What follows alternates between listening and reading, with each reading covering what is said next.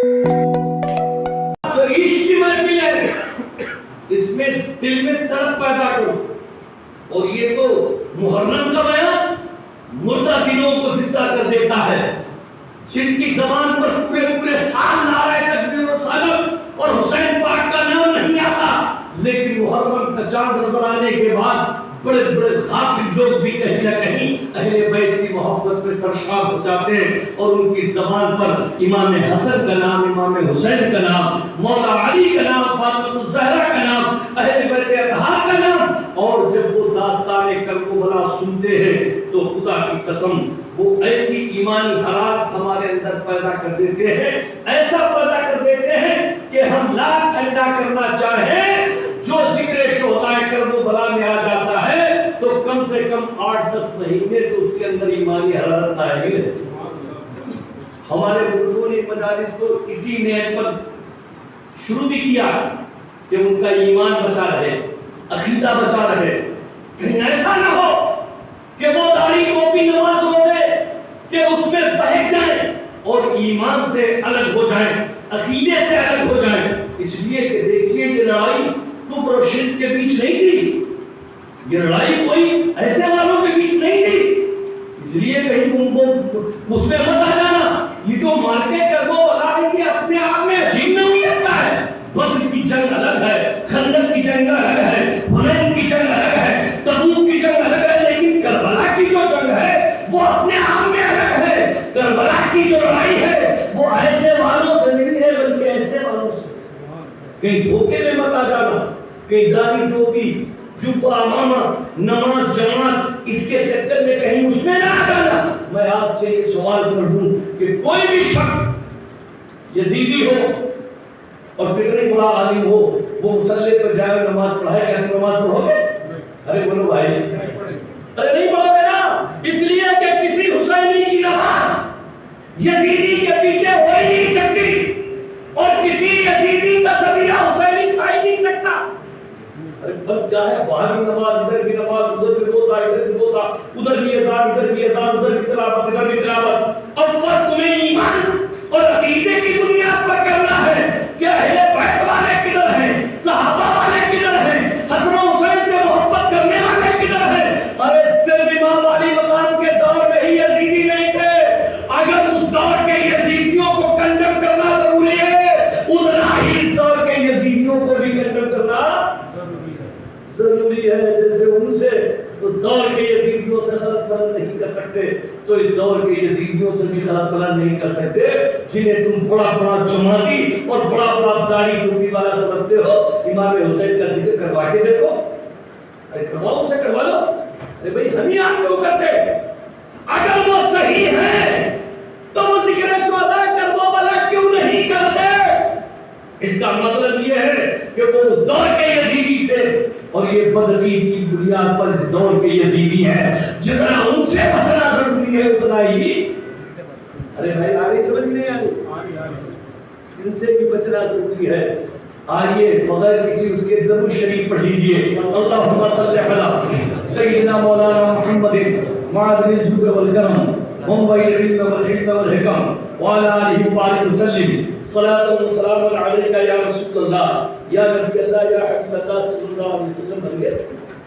دیکھیے جو میدان کربلا ہے خلافت سے شروع ہوتا ہے شہادت پر. ارے بولو نا بھائی، خلافت سے شروع اور شہادت پر اصل معاملہ ہے خلافت. اور خلافت کیا سمجھتے ہیں آپ؟ یہ پگڑی دستار، یہ پگڑی دستار آج کل کوئی سمجھتے ہیں لوگ خلافت کہ پیر صاحب نے پگڑی کسی کے باندھ دی وہ خلیفہ ہو گیا. یہ خلافت وہ مانا کر نہیں ہے کہ پگڑی باندھ دی گئی اور ایک رتبہ دے دیا گیا آج سے تم ہمارے خلیفہ. وہ خلافت کا مطلب یہ ہے کہ جس میں قرآن و سنت محفوظ ہے، ایمان و عقیدہ جو تحفظ کرے، اور کتنا ہی بڑا چیلنج ہو اگر وہ خلافت کے خلاف کھڑا ہو تو اس چیلنج کو قبول کرے، اور کوئی بھی ایسا کام نہ ہونے دے وہ خلیفہ جو اللہ اور رسول کے حکم کے خلاف. ابھی میں نے جو قرآن عظیم کی آیت کریمہ پڑھی ہے، اللہ تعالیٰ فرماتا ہے انی جاعل فی الارض خلیفہ. اللہ تعالیٰ نے یہ چاہا کہ اور مخلوق بھی مجھے جانے پہچانے میری عبادت کو بندگی کرے. تو اللہ تعالیٰ نے کل کائنات کو کس سے پیدا کیا؟ فرمایا کن. کیا فرمایا؟ جیسے ہی اس رب نے فرمایا جو ہمیشہ رہے اور ہمیشہ. یہ بھی عقیدہ ہے ہمارا خدا ہمیشہ ہے اور ہمیشہ وہ حی ہے، وہ قیوم ہے، وہ موت سے پاک اور صاف ہے، وہ ہمیشہ سے ہے، ہمیشہ رہے گا. وہ ہمارا رب ایسا رب ہے جسے نیند تو بہت دور کی بات ہے، اسے اونگ تک نہیں آتی ہے. لا تأخذہ سنۃ ولا نوم. ہمارا پروردگار تو ایسا پروردگار ہے کہ جسے نیند تو چھوڑیے ہمارے خدا کو اونگ تک نہیں آتی. تو ہمارا رب حی اور قیوم ہے، حی اور قیوم، وہ ہمیشہ سے اور ہمیشہ، وہ کسی کا محتاج نہیں، سب اس کے محتاج ہے. اللہ تعالیٰ نے جب یہ چاہا کہ اور مخلوق پیدا ہوں اور وہ میری عبادت کو بندگی کرے تو اس نے کیا فرمایا؟ کن. کیا فرمایا؟ کن کا مطلب ہو جا. کن. تو اس رب نے فرمایا کن فیکون. جیسے ہی اس رب نے کہا ہو جا فیکون تو ہو گیا. میرے رب نے فرمایا کن، جیسے ہی فرمایا فیکون تو وہ ہو گیا. آسمان کا شامیانہ کر گیا، زمین کا فرش بچھ گیا، پہاڑ پیدا کر دیے گئے، جنگل درخت پیدا کر دیے گئے، 18,000 مخلوق کی تخلیق فرما دی گئی. اب ان 18,000 مخلوق میں سب سے افضل مخلوق کو بھی پیدا کرنا تھا جو اس رب کا نائب ہو، اس رب کا خلیفہ ہو، اس پروردگار عالم کا جانشین ہو. کسی پیر کا جانشین ہونا الگ بات ہے، کسی پیر کا مرید و خلیفہ ہونا الگ بات ہے، کسی پیر کا نائب ہونا الگ بات ہے. رب خود فرماتا ہے کہ جب ہم نے یہ چاہا کہ دنیا پر میرا نائب جائے، میرا خلیفہ جائے، میرا جانشین جائے، انی جائل فی الارض خلیفہ. جب میں نے زمین پر روئے زمین پر اپنا خلیفہ بنانا چاہا، منتخب کرنا چاہا تو حضرت آدم کو پیدا کیا. حضرت آدم کو پیدا کر دیا. خلافت شروع. حضرت آدم کو پیدا کر دیا. اب حضرت آدم انی جائل فی الارض خلیفہ. لفظ خلیفہ صحیح ہے، سب جان دیتے ہو. ادھر بے شک جب میں نے چاہا جائل بناؤں فی الارض زمین پر اپنا خلیفہ، تو جب خلیفہ بنایا تو سب سے پہلے کسے پیدا کیا؟ حضرت آدم علیہ السلام کو. حضرت آدم علیہ السلام رب کے جانشین ہیں، رب کے خلیفہ ہیں. پروردگار عالم نے اپنا نائب بنا کر انہیں بھیجا، اور جب انہیں اپنا نائب جانشین بنا کر بھیجا تو پھر آپ یہ بتائیے خلافت شروع ہو گئی. اب خلیفہ حضرت آدم ہے. اب آدم حضرت آدم جو ہے اللہ کے احکام کی تمام تر پاسداری صرف کریں گے ہی نہیں، بلکہ کسی طرح کا کوئی حملہ ہوگا اس سے بچائیں گے. نمرود سے اگر کوئی چیلنج ہوگا اسے بھی دوسرا نبی اس کو دور کرے گا. حامان سے ہوگا، شداد سے ہوگا، فرعونی تمام تر طاقتوں سے جب جب خلافت کو چیلنج ہوگا یہ خلافت منتقل ہوتی جائے گی. اور منتقل ہونے کے بعد جب جب ان کے سامنے کسی طرح کا کوئی چیلنج ہوگا وہ خلیفہ اسے دفاع کرتا جائے گا، مگر خلافت میں کوئی تبدیلی نہیں ہونے دے گا، اس میں کوئی رد و بدل نہیں ہونے دے گا، اس میں کوئی چینجنگ نہیں ہونے دے گا. اس لیے کہ خلافت اسی کا نام ہے کہ جو اقتدار کی کرسی پر بیٹھے اللہ کا خلیفہ بنے، اور جب جب فرعونی طاقتیں ہو یا حامانی شدادی طاقتیں ہو اسے وہ چیلنج کرے، وہ ان سے ٹکرا جائے، مگر اللہ اور رسول کے حکم میں کسی طرح ذاتی برابر تبدیلی نہ ہو. اس چیز کا محافظ ہے خلیفہ، اس چیز کی محافظ خلافت. خلافت پکڑی نہیں، خلافت قرآن و سنت کا نام ہے، خلافت شریعت کے دین کے کل کا کل نام ہے. حضرت آدم علیہ السلام پہلے خلیفہ. آپ تم سوچو گے کہ آخر ظاہری خلافت کی، باطنی خلافت تو پہلے ہی دی جا چکی تھی. جو مصطفیٰ جان رحمت ہے، ہم سب کے پیغمبر ہیں، ہم سب کے رسول ہیں. اس لیے کہ 1,24,000 یا 2,24,000 روپے اختلاف روایات اس نے انبیاء و مرسلین کو بھیجے، مگر تمام نبیوں کا سردار ہمارے آقا کو بنایا. اور میرے اعلیٰ حضرت نے فرمایا سب سے اعلیٰ و اولا ہمارا نبی، سب سے اعلیٰ و اولا ہمارا نبی، سب سے بالا و بالا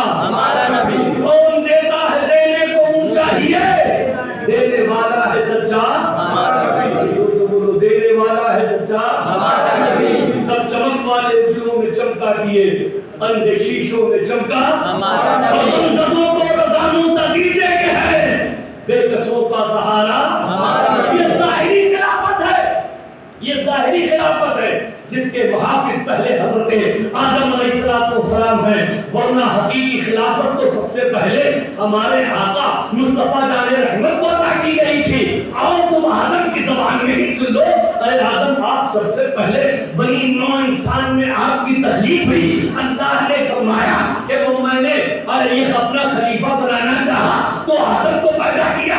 جب سب سے پہلے آپ آدم سب سے پہلے ہیں تو میرے مصطفیٰ کب کے ہیں آخر؟ وہ اول ہے یا آخر ہے؟ تو سنو آدم فرمائیں گے یہ تو میری ظاہری خلافت ہے، اگر باطنی خلافت دیکھو گے تو مصطفیٰ کی ذات تو وہ ذات ہے جو اول بھی ہے، آخر بھی ہے، ظاہر بھی ہے، باطن بھی ہے۔ میری تو خلافت صرف و صرف ظاہر ہے، باطن اصل خلافت مصطفیٰ جان رحمت۔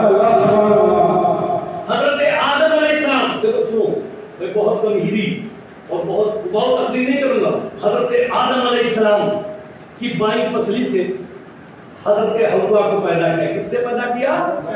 بائیں پسلی سے پیدا کیا۔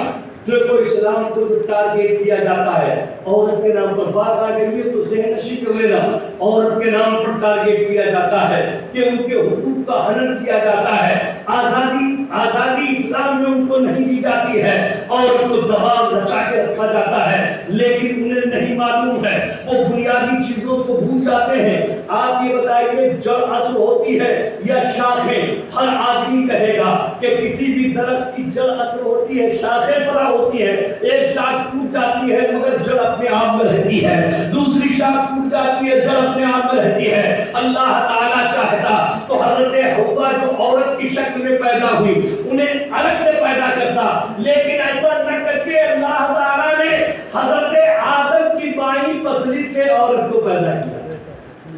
تو جس سے جو چیز پیدا ہے بتائیے، جو چیز جس سے پیدا ہے، اگر باپ سے بیٹا پیدا ہے تو باپ حاکم ہوگا یا بیٹا؟ ارے بولو نا، ارے وہ باپ حاکم ہوگا۔ بیٹا جب باپ سے پیدا ہے تو بیٹا بڑا نہیں ہو سکتا، ہمیشہ باپ رہے گا، اس لیے کہ بیٹے کا وجود باپ سے ہے، باپ کا وجود بیٹے سے نہیں ہے، عورت کا وجود مرد سے ہے، مرد کا وجود عورت سے نہیں ہے۔ جب حضرت حوا کو آدم کی بائیں پسلی سے پیدا کیا تو رب نے فرمایا الرجال قوامون علی النساء، اے لوگوں سن لو، ہم نے حوا کو آدم کی بائیں پسلی سے پیدا کر کے مرد کو عورت کا حاکم بنایا، مرد کو عورت کا۔ اب دیکھو یہ عورت بائیں پسلی سے پیدا، بائیں جانتے ہیں بائیں، ایک تو دائیں ہوتی ہے ایک بائیں ہوتی ہے، دائیں بائیں بھی پڑھ لیتے ہیں کہ حسان ان کے پاس ہوں گے دائیں بائیں، دائیں بائیں بھی جانتے ہیں کیوں؟ جوڑا جوڑا، ایک طرف دائیں ایک طرف بائیں ہے، ایک طرف سیدھا ایک طرف الٹا، ایسے سمجھ لو دائیں بائیں۔ تو ظاہر بات ہے قرآن میں حدیث میں فرمایا گیا کہ جب کوئی چیز آپ لے تو دائیں ہاتھ سے دے، تو دائیں ہاتھ سے، پانی پینا ہو تو دائیں ہاتھ سے، لکھنا پڑھنا ہو تو دائیں ہاتھ سے، آپ کو کھانا کھانا ہے تو دائیں ہاتھ سے، اس لیے کہ جو فضیلت دائیں ہاتھ کو ہو وہ بائیں ہاتھ کو نہیں، جو فضیلت دائیں ہاتھ کو ہے وہ بائیں ہاتھ کو نہیں۔ تو دیکھو حضرت حوا کو آدم کی بائیں پسلی سے پیدا کیا گیا، ایک تو طرف ٹیڑھی ہے اور دوسری پسلی ٹیڑھی، ایک طرف ٹیڑھی اور دوسرا پسلی ٹیڑھی، اسی لیے فرمایا گیا ہے میں اس پہ جاؤں گا نہیں، لیکن آج بہت زیادہ تم پھنستے جا رہے ہو، بہت زیادہ الجھتے جا رہے ہو۔ ماں باپ کو درکنار کر رہا ہے یہ نوجوان، ایک عورت کے لیے ماں باپ سے علیحدگی اختیار کر رہا ہے، ایک عورت کے لیے ماں باپ کے حقوق کو پامال کر رہا ہے، ایک عورت کے لیے تمہیں نہیں معلوم ہے اللہ تعالیٰ نے فرمایا ان کیدکن عظیم، کسی کے مکر کو قرآن میں خدا پاک نے اتنے بڑے اس کے ساتھ بیان نہیں فرمایا ہے، مگر جب عورت کے مکر کو بیان فرمایا تو ہم سب کا رب پروردگار فرماتا ہے ان کن کید عظیم، بے شک عورتوں کا مکر بہت بڑا مکر ہے، یہ وہ عورت ہے کہ اس کے سر میں جتنے بال ہیں اتنے ہی چال ہیں۔ تو پھنسنا نہیں اپنے ماں باپ کو، یہاں یہ نصیحت ہے اپنے ماں باپ کو قطعی مت چھوڑنا، اپنے ماں باپ سے علیحدگی اختیار مت کرنا، اپنے ماں باپ کے حقوق کو ادا کرتے رہنا، بڑھاپے میں ان کی دیکھ ریکھ کرتے رہنا، عورت کے چکر میں کبھی اپنے ماں باپ سے منہ نہ موڑا، اس لیے کہ یہ وہ عورت ہے جو بہت فتنوں سے بنی ہے۔ اِنَّا كَيْدَكُنَّ عَظِيمٌ کہا گیا ہے، اس کے سر میں جتنے بال ہیں اتنے ہی جال ہے، کتنے بڑے پہلوان طاقتور ہو، ایک آنکھ سے آنسو اگر عورت نکال دے تو بڑا بڑا طاقتور سیدھے گر جاتا، ہائے میری بیوی پتہ نہیں کیا کرتی۔ یہ حال ہے، بچیے ان سے۔ بہرحال میں آج یہ کر رہا تھا کہ حضرت آدم علیہ السلام سے پوچھئے کہ آدم علیہ السلام کی مائی پسلی سے حوا کو پیدا کیا گیا، رب نے فرمایا تم دو ہی تو ہو، آدم ہو حوا ہو، آخر تم دونوں رہو گے کہاں؟ جب بھی کسی اور چیز پیدا کی جاتی ہے تو اسے رکھنے کے لیے بھی کوئی سب چاہیے، مصروف کے لیے سب کی ضرورت ہوتی ہے، پانی کو کسی چیز پہ لانے کے لیے گلاس اور گھڑے کی ضرورت ہوتی ہے، جب تک گلاس اور گھڑا نہیں ہوگا پانی کس طرح سے اس کے اندر سما پائے گا؟ اس لیے سب سے پہلے مضروب کی ضرورت ہوتی ہے۔ اب آدم اور حوا پیدا ہو گئے، ایک تو آدمی ہے ایک تو عورت ہے، اللہ تعالیٰ نے فرمایا فکر مت کرو، میں نے تمہیں پیدا کیا ہے، اپنا جانشین اور خلیفہ بنا کر پیدا کیا ہے، جاؤ تم دونوں جنت میں رہو، اور جنت میں رہنے کے بعد ایک درخت ہے گندم کا گیہوں کا، نہ اس کے قریب جانا نہ چھونا نہ کھانا۔ حضرت آدم و حوا جنت میں جاتے ہیں اور جانے کے بعد آخرکار اسے چھو بھی لیتے ہیں، کھا بھی لیتے ہیں، قریب بھی جاتے ہیں، رزلٹ یہ نکلا کہ آدم و حوا کو جنت سے باہر نکال دیا گیا۔ میں آپ سے پوچھنا چاہتا ہوں، آدم علیہ السلام اور خلافت جو تھی وہ ظاہری تھی، باطنی نہیں تھی۔ آدم علیہ السلام خود فرماتے ہیں کہ جب ہم آدم و حوا، جب مجھے اور میری بیوی حوا کو جنت سے باہر نکال دیا گیا، اب میں نکل کر بڑا بلکتا رہا، تڑپتا رہا، مچلتا رہا، اپنے رب کے حضور دعا کرتا رہا، اے مولا میری لفظ کو معاف فرما، اے مولا میری خطا کو معاف فرما دے۔ تم نے فرمایا تھا اس درخت کے قریب نہ جانا نہ چھونا نہ کھانا، ہم نے آخر ایسا کر دیا، تم نے جنت سے باہر نکال دیا، اب ہم دونوں میاں بیوی بھٹک رہے ہیں، اے اللہ میری لفظ کو معاف فرما۔ تاریخ کے اوراق کو پلٹو گے تو پتا چلے گا، ایک دو برس نہیں نہ جانے کتنے برس تک حضرت آدم و حوا ایک لفظ کی تلافی کے لیے بھٹکتے رہے، بھٹکتے رہے، بھٹکتے رہے، بھٹکتے رہے۔ آپ فرماتے ہیں ایک دن ایسا بھی آ گیا کہ میں جنگل میں جاتے جاتے مٹی کے ایک گھائے کے قریب جا کے کھڑا ہو گیا، اور اتنا بے سود کھڑا ہو گیا کہ مٹی میرے کمر سے اوپر تک پٹ گئی، اور میں برسوں تک اس جگہ ایسے بے سود کھڑا رہا کہ مجھے کچھ پتا نہیں۔ جو مٹی میرے جسم کے اوپر آ گئی تھی، میرا بدن پٹ گیا تھا، اس میں گھاس پھوس اگائی تھی۔ اللہ اکبر، جب گھاس پھوس اگ گئی، آپ اندازہ کرو کتنے برس آدم علیہ السلام اس مٹی کے گھائے سے اپنے آپ کو لگائے رکھے ہوں گے۔ آخرکار ایسا بھی آیا کہ ایک آواز ان کے کانوں کے پردوں سے ٹکراتی ہے، اور وہ آواز آزان کی ہے۔